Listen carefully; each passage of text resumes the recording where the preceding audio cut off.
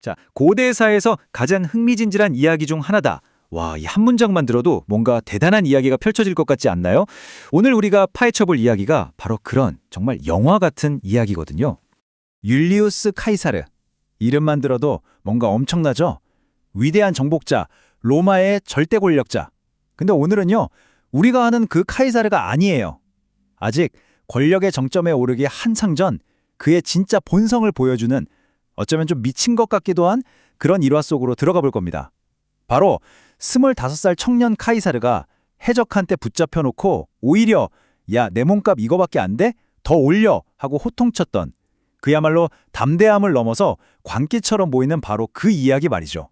자, 그럼 시간을 좀 거슬러 올라가 볼까요? 이 이야기의 주인공은요, 우리가 아는 그 전설이 되기 전 그냥 야망만 헐활 불타오르던 한 청년이었습니다. 이때 카이사르 나이가 몇 살이었는지 아세요? 겨우 25. 정말 젊죠? 이 나이를 꼭 기억해 두세요. 그래야 이 이야기가 얼마나 대단한지, 아니 얼마나 어처구니 없는지 제대로 느껴질 테니까요. 시대적 배경은 기원전 75년입니다. 로마가 아직 공화정이었던 바로 그 시절이죠. 카이사르가 그때 어디로 가고 있었냐면 전쟁터가 아니었어요. 칼이 아니라 책을 들고 있었죠.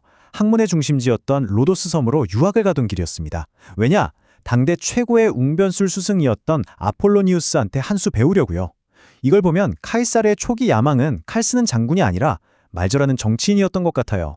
하지만 있잖아요. 이 평화롭던 유학길이 바다 한가운데서 완전히 박살이 나버립니다. 이제부터가 진짜 이야기의 시작이죠. 그가 탄 배가 에게해를 지나가고 있을 때였어요.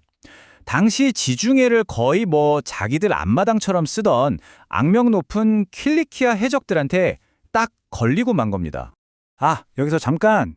그 당시 지중해에서 해적한테 잡히는 거 사실 그렇게 드문 일은 아니었어요. 뭐랄까, 운 나쁘면 당하는 교통사고 같은? 로마 해군력이 좀 약해진 틈을 타서 해적들이 아주 그냥 판을 치던 세상이었거든요. 그러니까 처음에는 카이사르도 그냥 재수없는 수많은 피해자 중 한 명처럼 보였겠죠. 하지만 그는 절대로 평범한 피해자가 아니었습니다. 바로 여기서부터입니다. 우리가 아는 상식이 완전히 깨지는 순간 포로와 납치범의 관계가 180도 뒤집어지는 정말 말도 안 되는 상황이 펼쳐지기 시작합니다. 해적들이 카이사르의 몸값으로 20탈란트를 불렀어요.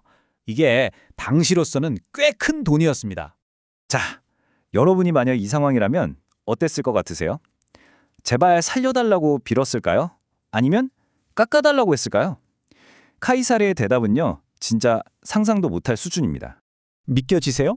카이사르가 그 돈을 듣더니 피식하고 비웃었답니다. 나 같은 사람 몸값이 고작 그거야? 하면서 오히려 자존심이 상한 거죠. 와, 포로 신세에 이런 엄청난 자의식이다니. 여기서부터 이야기가 진짜 예측 불가로 흘러가요. 여기서 한술 더 뜹니다. 해적들한테 야, 내 몸값은 50탈란트는 받아야지 하고 오히려 자기가 몸값을 올려버려요.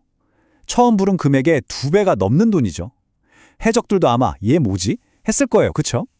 그의 기행은 이게 끝이 아니었습니다. 무려 38일 동안 잡혀 있으면서 무슨 포로가 아니라 거의 선장님처럼 굴었어요. 자기가 잘 때 시끄럽게 떠들면 조용히 하라고 호통을 치고 자기가 쓴 시나 연설문을 해적들 앞에 세워놓고 낭독을 했대요. 근데 더 웃긴 건 해적들이 듣고 별 감흥이 없으면 이 무식한 야만인들아 하고 면박까지 줬다는 겁니다. 심지어 해적들이랑 같이 게임도 하면서 놀다가 농담처럼 태연하게 내가 풀려나기만 해봐 너희들 싹 다 십자가에 매달아 버릴 거야 라고 협박까지 했다니까요. 이게 제정신인가 싶죠? 자, 이제 이야기는 클라이맥스로 갑니다. 카이사르가 풀려나고 그가 뱉었던 그 무시무시한 농담이 어떻게 현실이 되는지 그 신속하고도 잔혹한 복수극이 시작됩니다. 그는 자기가 뱉은 말을 지키기 위해 정말 무섭도록 빠르게 움직입니다. 몸값이 도착해서 풀려나자마자 진짜 단 하루도 망설이지 않고 밀레투스 항구로 달려가서 배랑 병사들을 긁어모어요. 그리고는 자기를 잡았던 바로 그 해적들을 기어코 찾아내서 단 한 명도 빼놓지 않고 전부 십자가형에 처해버립니다. 근데 여기서 진짜 소름 돋는 포인트는요, 이 모든 행동이 공식적인 명령이나 법적 권한 없이 이루어졌다는 거예요. 당시 그 지역 로마 총독은 해적들을 노예로 팔아서 돈을 벌 생각이었는데 카이사르는 그걸 그냥 무시해버리고 자기 식대로 복수를 한 거죠. 법보다 자기 의지가 먼저였던 그의 성격을 제대로 보여주는 대목입니다. 자, 그럼 이제 한 발짝 뒤로 물러나서 생각해보죠. 이 엄청난 이야기가 도대체 왜 이렇게 유명한 걸까요? 그리고 이 이야기, 과연 어디서부터 시작된 걸까요? 이 일화가 지금까지도 계속 사람들 입에 오르내리는 이유는 간단합니다.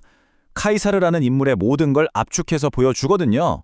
어떤 상황에서도 두려워하지 않는 담대함, 위기를 기회로 만드는 교활함, 한 번 마음먹으면 망설이지 않는 결단력, 그리고 복수를 위해서는 피도 눈물도 없는 무자비함까지. 훗날 그가 보여줄 모든 모습이 이 젊은 시절 이야기 하나에 다 들어있는 거죠. 어떻게 보면 이건 예고편 같은 거예요. 훗날 갈리아를 정복하고 로마의 권력을 장악하는 그 거대한 역사의 축소판이라고나 할까요? 이 젊은 날의 사건이 그의 미래를 완벽하게 보여주고 있었던 셈이죠. 그런데 말입니다. 이 모든 이야기에는 아주 결정적인 반전이 하나 숨어 있습니다. 이렇게 드라마틱하고 이렇게 영웅적인 이야기를 대체 누가 처음으로 세상에 알렸을까요?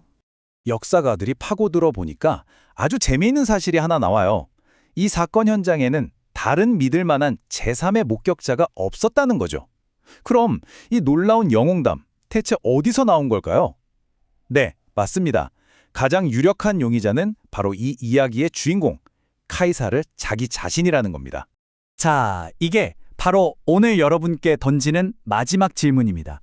과연 우리는 한 위인의 진짜 성격을 보여주는 놀라운 역사적 사실을 본 걸까요? 아니면 자기 자신의 완벽한 영웅으로 포장해낸 한 천재적인 자기 홍보 전문가의 첫 번째 걸작품을 감상한 걸까요? 판단은 여러분의 몫입니다.